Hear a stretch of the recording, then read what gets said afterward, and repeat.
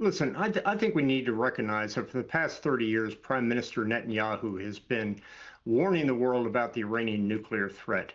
What is different about today? Listen, the excuses and the rationale that was used are the same ones that could have been used 20 years ago.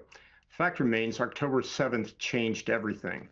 The axis of resistance and the ring of fire was a deterrent to Israel ever since it was established. Hundreds of thousands of weapons, hundreds of thousands of missiles and warheads were aimed at Israel and could, as was said at Thermopylae, could blot out the sky and overwhelm any kind of air defense system that the Israelis had put up. Final question before I let you go. But it wasn't Israeli pilots. It was American pilots. Let's be clear about that. American pilots did this incredibly risky mission. Luckily, none of them got hurt. But this is going to start a full-blown war with Iran, a war that the United States should not be fighting on behalf of any foreign country, including Israel. Okay. It's unacceptable. All right. Unacceptable. We don't actually. How many years do American taxpayers and our on. members of our military need to be slaves to the Israeli government? I need someone to answer that question. Okay, listen, Well, I know General Kimmit. Genocidal regime. Hang on, General Kimmit does have to go. I just want to ask you before you go, just one last question. Would you, as a military commander, have been comfortable about what the IDF has been doing at the behest of the Israeli government in the last 3 months in Gaza?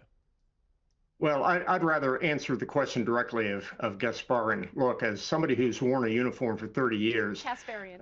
The conditions that had been set by the Israeli defense and the Israeli Air Forces and Mossad meant that this was not only the most lethal attack since Hiroshima, but it was also the safest attack.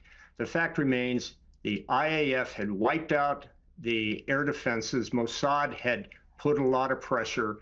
This was the safest operation, not to include the Great Deception Plan, where President Trump used Winston Churchill's axiom that the truth is so important, it must be a bodyguard of lies.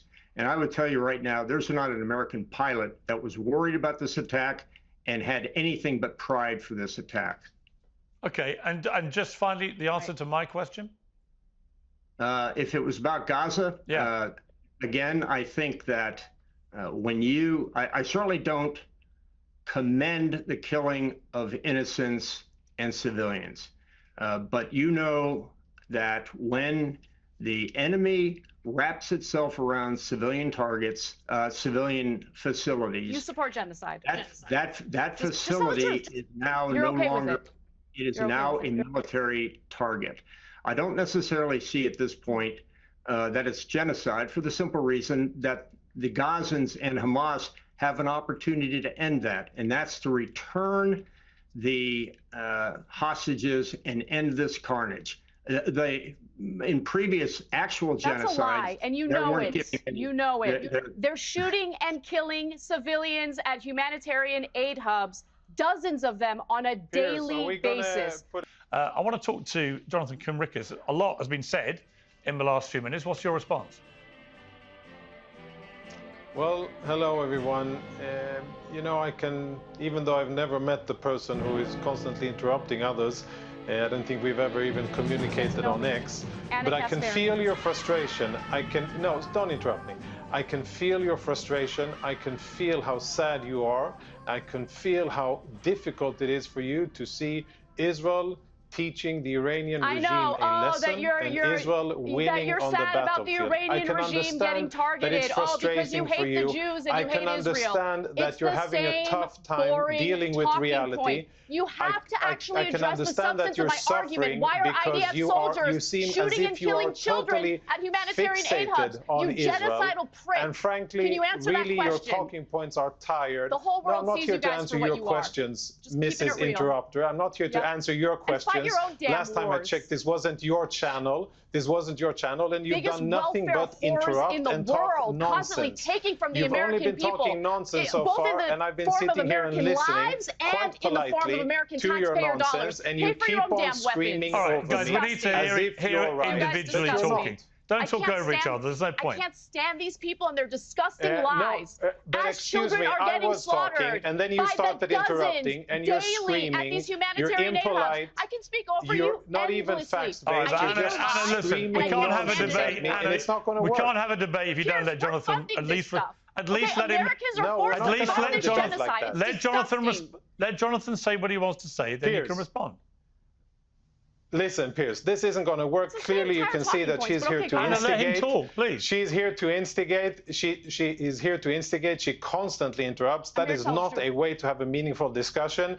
And if I'd ask you to kindly, put her in place so that at least I could say 2 or 3 sentences. Put her in place. That's the first thing. Now I can understand the frustration of so many people that are Israel haters, disguising as liberals, disguising as humanitarians. I can see and feel, and I even have compassion for your feelings that you see the great empire that the Iranians built against us. It is being decimated piece by piece, and there is nothing you can do to stop it. And it must be frustrating. It must be frustrating to see Israel defend itself after a Hamas attack on October the 7th. And it must be frustrating to see Israel persisting and winning and defeating our enemies despite the efforts of the likes of you and many others who have teamed up against Israel. And I can understand the frustration, but guess what? It's not going to help. Your opinion isn't true. It is not reality-based. Just like you just said in the beginning